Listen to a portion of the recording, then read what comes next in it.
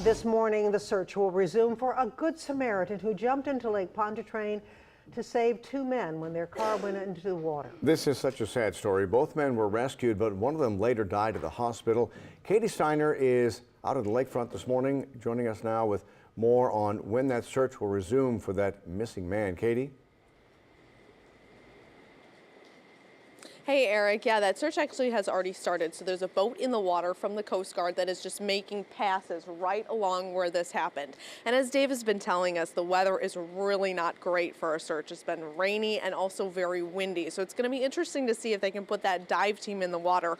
But as of right now, they do have the boat that is looking. So this all happened last night at 7 o'clock. You had a couple of guys that were in the restaurant. They went out to their car, and then instead of going backwards, they went forward into the lake in their car. So a couple of people saw that and actually jumped in the water, tried to help that passenger and that driver get out of the car, and they were able to do that. They rescued the driver and the passenger. Those two men were taken to the hospital, where one man later died. Another is expected to survive and do well. But that Good Samaritan, one of the Good Samaritans that jumped into the water, is still missing this morning. We talked to his family. They tell us that his name is Frank Williams.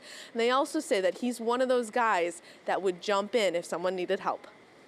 I knew he was a person that probably would do something like that, because he always feel like, I got it, like I got it. So he probably had that attitude.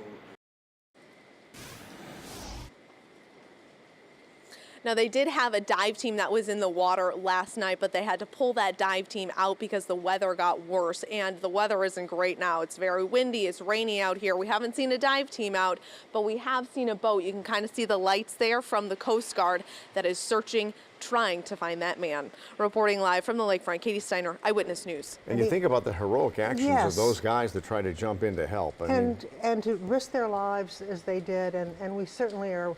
Our thoughts and prayers are with the family members of those who've lost their lives. Thank you very much, Katie.